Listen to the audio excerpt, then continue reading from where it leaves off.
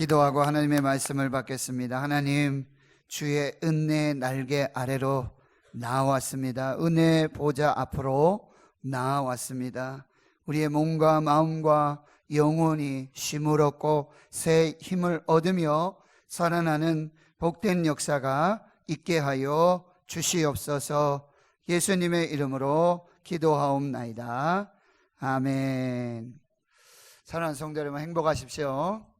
성령 충만하십시오. 아멘. 얼마 전에 교회 오빠라는 영화를 보았습니다. 고 이관희 집사, 오은주 집사, 그리고 그 딸 아이 소연이의 이야기입니다. 몇 해 전에 KBS에서 다큐멘터리 암이라는, 우리가 질병의 암이 아니라 암, 리을 미음으로 해서 그 암 환우들의 어떤 삶과 죽음의 이야기를 다큐멘터리로 이렇게 방영했던 적이 있습니다. 그런데 그 후의 이야기가 영화화되어서 우리에게 지금 교회 오빠라는 그런 영화로 알려지게 되었는데요. 이 이관희 집사는 오은주 집사의 엄친아입니다. 오은주 집사 엄마의 친구의 아들이에요. 고등학교 때 오은주 집사의 과외 선생님이었습니다. 그러다가 정말 하나님의 섭리 가운데 결혼을 하게 되고 이제 또 임신하게 되고 자녀를 출생하게 되는데요. 딸아이 소연이를 낳고는 2주간 조리원에 있다가 퇴원하는 그날 남편에게 긴급하게 전화가 왔는데 배가 너무 아파서 병원에 가봐서 이제 검사를 해보니 대장암이라는 거예요. 그래서 이제 긴급하게 수술을 하며 이제 치료를 시작하게 된 것이죠. 그런데 이관희 집사의 이 엄마는 아들이 그 대장암 소식을 듣고는 극단적인 선택을 하게 됩니다. 이관희 집사가 수술을 하고 또 항암 치료를 하며 이제 집에 돌아와서 쉬는 그 찰나에 또 아내 오은주 집사 병원에 갔는데 혈액암 4기라는 거예요. 엎친 데 덮친 격이죠. 그리고 설상가상 사면 초가라고 말하죠. 이건희 집사가 이렇게 하나님께 고백을 하는 거예요. 하나님, 이러다가 우리가 다 죽게 되었습니다. 이건희 집사는 치료와 재발을 거듭하며 투병하다가 작년 하나님의 부르심을 받게 되죠. 흔히들 이관희 집사를 현대판 욥이라고 말하고 있습니다. 영화에서는 암 환우뿐만 아니라 이관희 집사에게 이렇게 질문을 하고 있는데요. 뭐요? 당신은 왜 더 살아야 합니까? 당신은 왜 더 살아야 합니까? 이 말씀은, 이 질문은 저와 여러분에게도 동일하게 주어지는 질문이에요. 당신은 왜 더 살아야 합니까? 그때 이관희 집사는 이렇게 대답하죠. 지금까지 살아온 삶이 서툴고 부족했기에 단 하루라도 온전하고 충실된 하루를 살아보기 위해 나는 하루를 더 살아야 합니다 라고 대답하는 것이죠.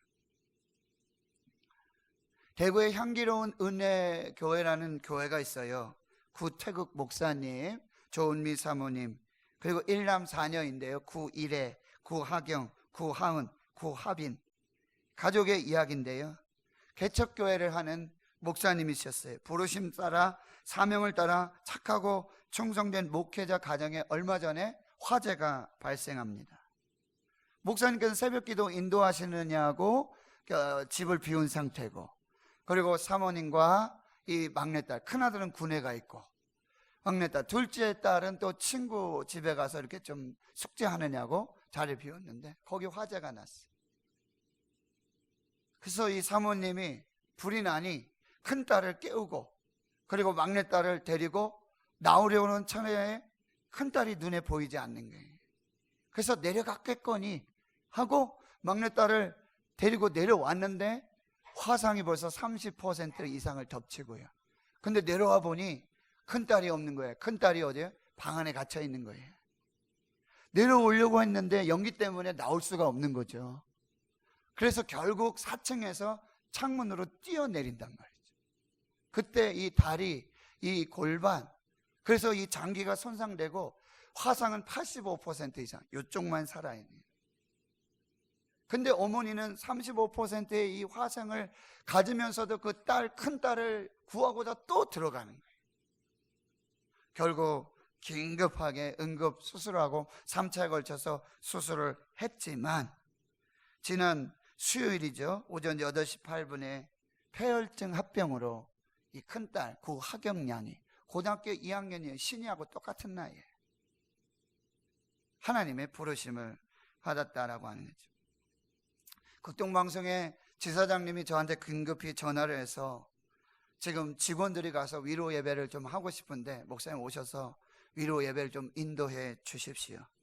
그래서 예배를 인도하는데요, 우리 지사장님이 기도 원고를 적어 오셨는데 그걸 읽지를 못하세요.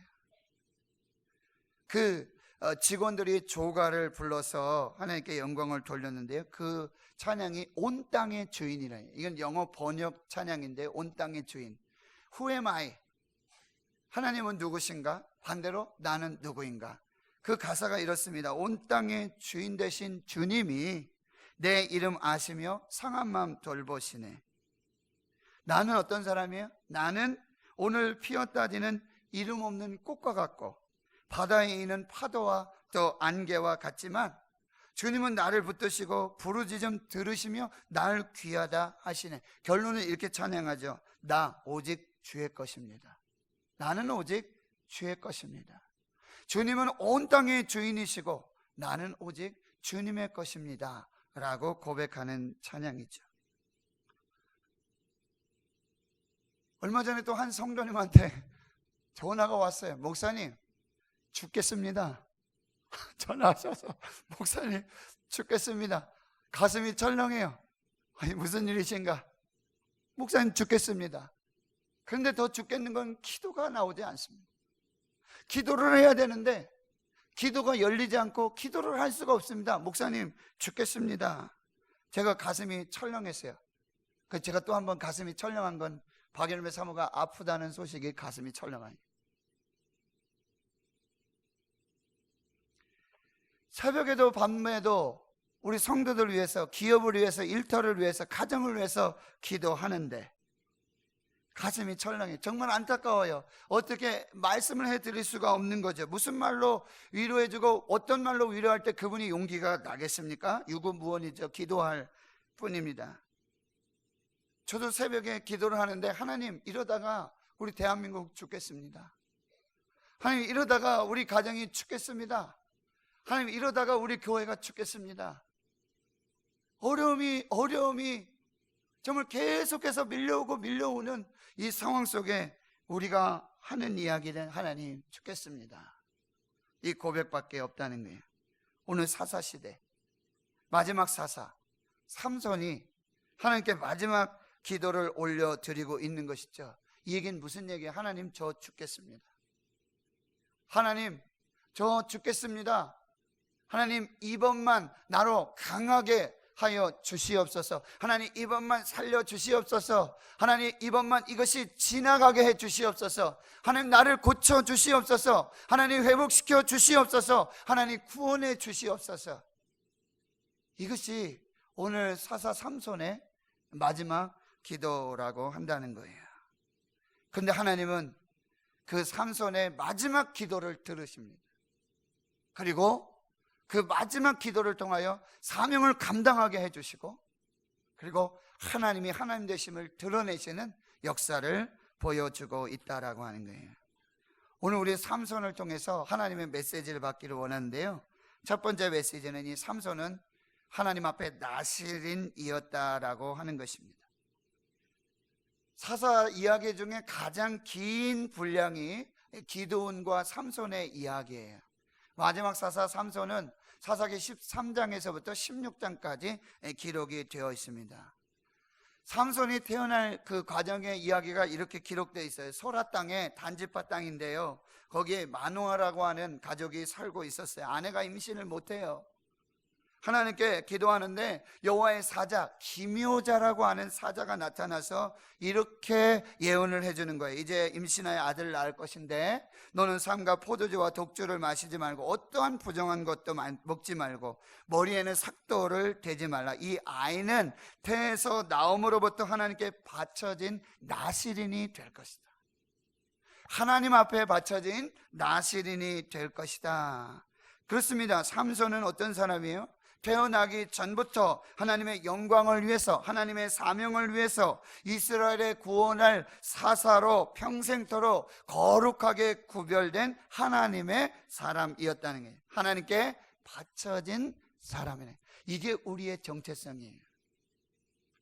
저와 여러분은 이 땅에 그냥 이름 없는 풀과 같이 왔다가 사라지는 그런 존재가 아니라, 바다에 있는 파도와 같은 존재가 아니라, 한번 왔다가 사라지는 안개와 같은 존재가 아니라 하나님께서 우리에게 특별한 사명과 목적을 주셨고 그 부르심을 따라서 하나님의 나라 영광을 위해서 쓰임받는 온 땅의 주인 되신 하나님의 역사를 드러내는 사람으로 태에서부터 구별해 주셨고 택정해 주셔서 우리를 태어나게 해주셔 이 땅에 살게 하시고 이 거룩한 사명을 이루어가게 하시는 존재라는 사실이에요. 삼손은 또 어떤 사람이에요? 여호와께서 복을 주시고 여호와의 신에 감동된 사람이에요. 여러분, 우리가 오해하고 편견을 가지고 있는 삼손에 대한 이야기 중에 하나는 뭐냐면 삼손은 힘만 센 사람이다. 삼손은 여자를 밝히고 육체적이고 정욕적인 사람이고 즉흥적이고 계획도 없고 그렇게 사는 사람이라고 우리가 오해하고 결국엔 뭐예요? 실패했던 사람. 우리가 오해와 편견을 가지고 있어요. 근데 삼손의 힘의 근원은 머리카락이 아니었습니다. 삼손의 힘의 근원은 하나님의 영의 감동하심이었고 하나님의 성령의 능력이 임할 때 하나님의 역사들이 나타나게. 삼손에게 있었던 그 힘은요, 하나님이 주신 은사였음을 우리가 알 수가 있습니다. 사사기 13장에는 그 여인이 아들을 낳으며 그 이름을 삼손이라고 하는데 그 아이가 자라매 여호와께서 그에게 복을 주셨고 여호와의 영이 그를 움직이기 시작했더라. 삼손 자기 마음대로 자기 뜻대로 살았던 사람이라고 오해하는데요, 아니에요. 하나님의 영이 임하실 때 그 감동하심에 따라 하나님의 역사를 이루어갔던 사람. 이게 우리의 정체성이 돼야 되니. 우리 아무 계획 없이 아무 뜻 없이 살아가는 인생이 아니라는 거예요. 하나님께서 우리에게 때를 따라 성령의 감동을 주시고 그 은혜를 주시고 역사를 주실 때 믿음으로 순종하며 나아갈 때마다 하나님께서는 그 큰 능력과 역사하심으로 우리를 사용해 주실 줄을 믿습니다. 사사기 14장에 부모와 함께 딥나로 내려가서 그 여인과 결혼을 하려고 그러잖아요. 그때 포도원을 지나는데 젊은 사자, 영 라이언 사자가 나타나는데요, 그를 보고 소리를 지르잖아요. 그때 여호와의 영이 삼손에게 강하게 임할 때 그 손에 아무것도 없었는데 그 사자를 염소 새끼를 찢는 것 같이 찢어는 그런 성령의 역사들이 나타나요. 사사기 14장에는요 갑자기 여호와의 영이 삼손을 감동하면서 거기에 있는 모든 사람들을 죽이는 그 역사를 드러나게 되고요. 특별히 사사기 15장에 보면은 레이에 가서 이 나귀 턱뼈를 가지고 여호와의 영의 감동하심으로 1000명을 죽이는 이 블레셋을 심판하는 하나님의 대언자의 역사를 이루어가고 있는 사사를 볼 수 있다라고 하는 거예요. 하나님께서 우리에게 능력 주시면 우리가 모든 것을 할 수 있는 줄 믿습니다. 내 힘으로 하는 게 아니에요. 내 능력으로 하는 게 아니에요. 내 지혜로 하는 것이 아니에요. 하나님께서 여러분에게 감동해 주실 줄 믿습니다. 성령의 지혜를 주실 줄 믿습니다. 성령의 능력을 주실 줄 믿습니다. 그때 하나님의 사람으로 하나님의 영에 감동된 하나님의 역사를 이루어가게 될 줄로 믿습니다. 삼손은요 하나님의 뜻에 순종하는 거룩한 사역자예요. 사사기 14장에 보면은 이제 딥나로 내려가서 그 여인을 취하면서 이제 결혼하려고 하는 그 일을 도모하죠. 아버지에게, 부모님께 무조건 그 딸을 데려오라는 거예요. 그 사람하고 결혼을 해야 되겠다는 거예요. 아버지가 얘기하죠. 이스라엘에 여인이 없어서, 딸들이 없어서 그 이방 족속, 블레셋 족속의 딸과 결혼을 하려고 그러느냐라고 이야기하죠. 그런데 사사기 14장 4절에는 이렇게 말해요. 그때 블레셋 사람이 이스라엘 다스린 까닭에 삼손이 틈을 타서 블레셋 사람을 치료함이었으나 그의 부모는 이 일이 여호와께로부터 나온 것을 알지 못했다, 이렇게 말하고 있어요. 삼손은 하나님이 주신 감동과 그 은혜의 역사들, 그 뜻에 순종해서 하나님의 일을 감당해 나가는 사역자였다라고 하는 게, 그냥 즉흥적이고 감정대로 기분대로 살았던 사람이 아니라는 말씀이에요. 저와 여러분 감정대로 살아서는 안 돼요. 생각대로 살아서는 안 돼요. 그냥 되는 대로 사는 사람이 아니라는 거예요. 그냥 상황이 이렇게 되니까 그렇게 살아가는 사람이 아니라는 거예요. 환경이 그렇게 되고 조건이 그렇게 되니까 거기에 그냥 파묻혀서 내가 어떤 사람인지, 내가 누구인지, 내가 무엇을 위해 이렇게 택정함을 받고 구별되었고 하나님의 사람이 되었고 믿음의 사람이 되었고 직분을 받고 사명을 감당하고 있는지를 분별해서 살아야 한다는 거예요. 반드시 하나님의 뜻이 있습니다. 하나님의 계획하심이 있습니다. 거기에 민감하시기를 축원합니다. 그때 하나님의 사람으로 거듭날 수 있다는 게. 네 번째는 이 사사 삼손은요, 기도하는 사람이었다. 저는 이 부분을 오늘 좀 말씀드리고 싶은데요, 삼손은 기도하는 사람이었다. 삼손은 특별히요, 기도 가운데 힘을 얻은 사람이라는 게. 여러분 말씀드렸죠. 삼손의 힘의 근원, 능력의 근원이 자기에게 있었던 것이 아니라고. 하나님의 영에 감동하시었고 하나님의 은사에 따라서 그 힘의 능력이 나타나게 되었다라고. 그런데 그럼에도 불구하고 힘을 낼 수가 없고 능력을 낼 수가 없는 그 상황과 형편에 정말 기도할 수조차 없고 일어날 힘조차 없고 누구에게 도움을 청할 그런 상황이 되지 않을 때 삼손은 뭐예요? 그때 기도했다는 거예요. 그 기도함으로 하나님의 도우심을 얻고 하나님의 능력을 힘입고 사명을 감당하며 하나님의 뜻을 이루었던 사람이 바로 사사 삼손이라는 사실이에요. 삼손은 기도를 통해 하나님으로부터 임하는 힘과 능력을 공급을 받았고요, 그렇게 주어지는 하나님이 주시는 힘과 능력으로 사명을 감당하는 그 역할을 하고 있다는 거예요. 사사기 15장 14절 이하 이런 말씀이 있습니다. 삼손이 레히에 이르게 됩니다. 거기 이제 블레셋 사람들이 그에게로 마저 나가면서 이 삼손과 블레셋의 많은 사람들이 결국 이제 싸움을 하게 되어지는 거죠. 그때도 역시 하나님의 영이 삼손에게 임하게 되는 것이죠. 그가 밧줄에 묶여 있었습니다. 그런데 하나님의 영이 임하자 그 밧줄이 마치 불탄 삼과 같이 다 끊어지고 다 결박이 풀어지게 되어지는 것이죠. 삼손이 주위를 돌아보니 거기 나귀의 턱뼈 하나가 있는 거예요. 무기가 있는 게 아니었어요. 나귀 턱뼈를 하나 들고는 그것을 뭐요? 1000명을 죽이는 역사를 이루게 되는 것이죠. 나귀 턱뼈로 사람을 죽여서 한 더미를 쌓고 나귀 턱뼈로 사람을 죽여서 한 더미를 쌓고 그래서 1000명의 이 턱뼈의 산을 이루게 돼서 거기를 라맛레이라고 부르게 된다면, 여러분 한 사람이 나귀 턱뼈 하나 가지고 1000명을 죽이는 그 전쟁을 하고 있는 거예요. 그러니 얼마나 힘이 떨어져요. 있던 힘이 젖 먹던 힘도 다 떨어지게 되어지는 거죠. 목이 말라요. 그때 삼손이 심히 목이 말라 여호와께 부르짖어 기도하기 시작합니다. 주께서 주의 종의 손을 통하여 이 큰 구원을 베푸셨사오나 내가 이제 목말라 죽어서 할례 받지 못한 자들의 손에 떨어지게 되었습니다. 하나님 구원하여 주시옵소서. 하나님 살려 주시옵소서. 내가 다시 살 수 있도록 힘을 주시옵소서. 능력을 주시옵소서. 거기 하나님께 엎드려 기도할 때 하나님이 어떻게 해요? 레이에서 한 우묵한 곳을 터뜨려 거기에 샘이 나게 하셔서 그 샘으로 삼손에게 생명을 주시는 역사가 나타나게 되는 것이죠. 그래서 그곳을 뭐라 그래요? 엔학고레라고 그래요.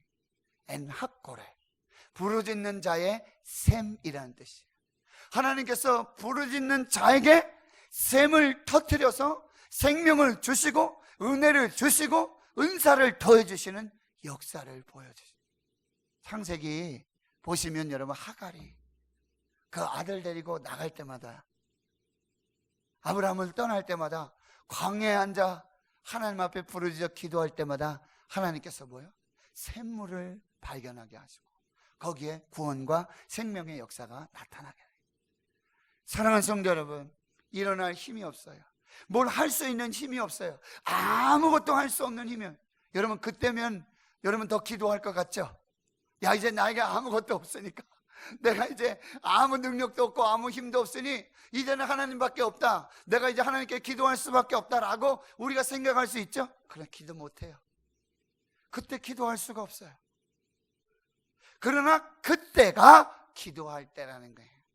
그때 하나님께 부르짖으면, 하나님 이러다가 다 죽게 생겼습니다, 하나님 나 이러다 죽겠습니다, 우리 가정이 죽겠습니다, 하나님 나를 살려주시옵소서. 그때가 기도할 때라는 거예요.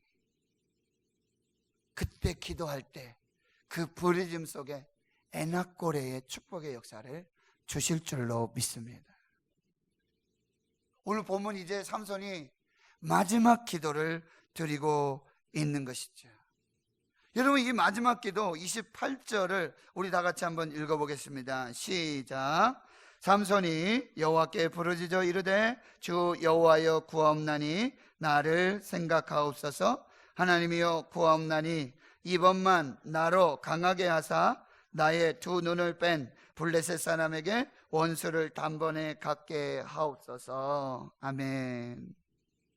여러분, 이 삼손의 마지막 기도가 뭐예요? 주님, 내가 내 힘으로 사는 거, 난 여태 내 힘으로 사는 줄 알았습니다. 내 능력으로 사는 줄 알았습니다. 주님, 회개합니다. 주님, 내가 다시 하나님께로 돌아옵니다. 내가 다시 하나님을 부릅니다. 하나님께 기도합니다. 하나님, 이번만 나로 강하게 하여 주시옵소서. 하나님, 이번만 나를 도와주시옵소서. 하나님, 역사해 주시옵소서. 이 간절한 믿음의 기도를 하고 있는 거예요. 여러분, 여기서 보면 이 마지막 기도를 하고 하나님 주신 힘으로 그렇게 힘을 써가지고 그렇게 블레셋 사람들을 죽이고 전열하게 장렬하게 전사했다, 이 표현이 맞겠다 싶지만 그렇지 않습니다. 이 그런 표현이 아니에요. 우리가 그 절박한 상황 속에서 아무 도울 힘이 없고 아무런 능력이 없을 때 내 힘대로 살고 내 마음대로 살고 내 뜻대로 살았다 할지라도 다시 하나님께 돌아와서 기도하면, 다시 하나님께 엎드려 기도하면, 다시 하나님의 도우심을 구하면 하나님이 들으시겠다는 약속인 줄로 믿습니다. 하나님이 다시 사용하여 주셔서 힘을 주셔서 능력을 주셔서 그 사명을 감당하게 하시는 하나님의 축복의 말씀이 되는 줄을 믿습니다.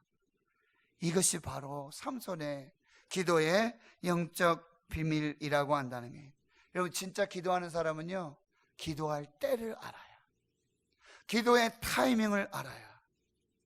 그런데 다른 사람들이 보기에는 저 사람 이제 다 끝났어, 저 사람 이제 더 이상 기도하지 않을 거야, 저 사람 이제 끝났어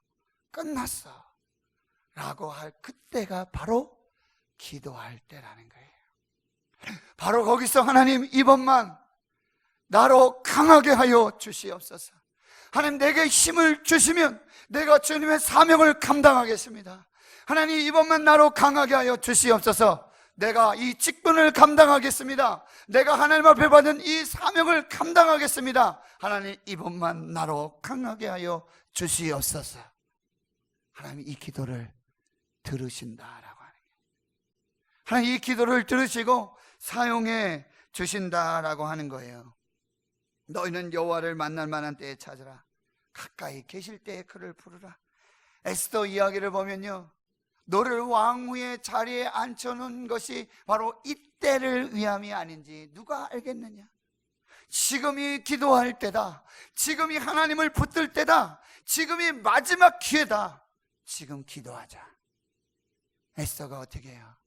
다 금식을 선포하고 자신도 금식하며 내가 죽으면 죽으리이다. 이 마지막 기도에 하나님은 구원의 역사를 주셨는 줄을 믿습니다. 사랑하는 성도 여러분, 여러분 입술에서 지금 그런 이야기가 혹시 나오시는가요? 하나님, 이러다가 다 죽겠습니다. 하나님, 이러다가 죽겠습니다. 지금이 기도할 때입니다. 다시 기도의 배수진을 쳐야 하는 거예요. 다시 일사각오로 하나님 앞에 나아가야 될 줄을 믿습니다. 다니엘이 다니엘 9장에 이렇게 말하고 있어요. 내가 금식하여 베옷을 입고 죄를 덮어쓰고 주 하나님께 기도하며 간구하기를 결심하고 내 하나님 여호와께 기도하며 자복하여 이르기를 주여 들으소서, 주여 용서하소서, 주여 귀를 기울이고 행하소서, 지체하지 마옵소서. 나의 하나님이여 주 자신을 위하여 하시옵소서. 주님 들어주시옵소서. 주님 용서해 주시옵소서. 주님 귀를 기울이시고 행하여 주시옵소서. 지체하지 마시옵소서. 나의 하나님이여 주 하나님 당신을 위하여 일하시는 역사를 보여주시옵소서.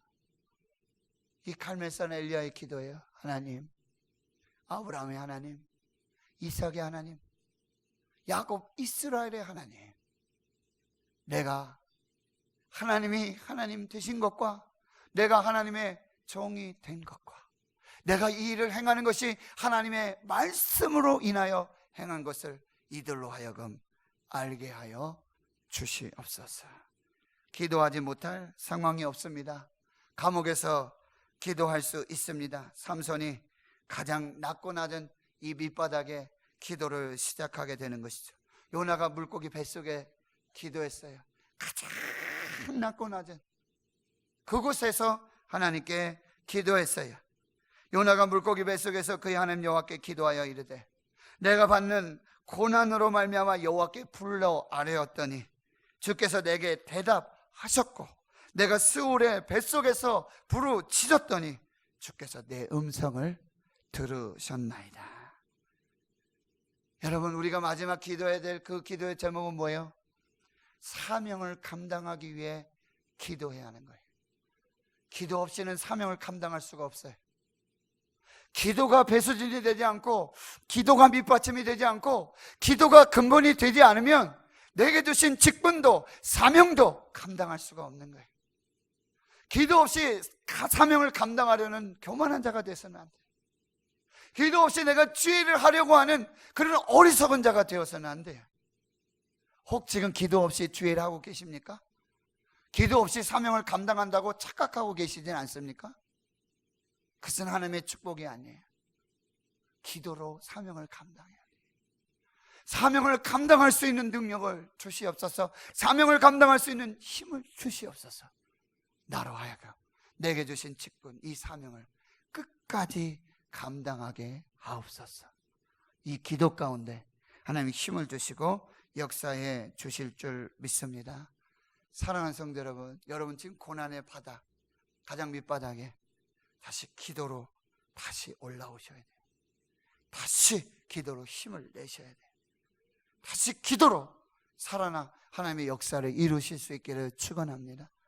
오직 여호와를 앙망하는 자는 새 힘을 얻으리니 독수리가 날개치며 올라감 같을 것이고 걸어가도 피곤치 않고 뛰어가도 곤비치 않는 그 셈의 역사를 우리에게 허락해 주실 줄 믿습니다. 하나님, 이러다가 다 죽겠습니다. 그때가 기도할 때입니다. 다시 기도로 사실 수 있기를 축원합니다. 기도로 힘을 내실 수 있기를 축원합니다. 기도로 힘을 얻을 수 있으시길 축원합니다. 기도로 다시 사명을 감당하실 수 있기를 축원합니다. 하나님께서 기도하는 한 사람 한 사람, 기도하는 교회, 기도하는 가정, 기도하는 사명자를 통해서 하나님이 이루시고 역사를 나타내 주실 줄로 믿습니다. 믿습니다.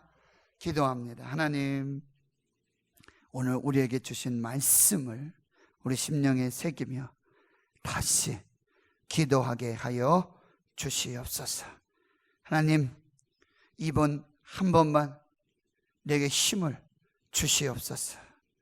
이번 한 번만 나를 강하게 하여 주시옵소서. 다시 살고 사명을 감당하며 축복의 사람으로, 축복의 통로로 그렇게 살아가는 우리 모두가 되게 해 주옵소서. 감사드리옵고 예수님의 이름으로 기도하옵나이다. 아멘.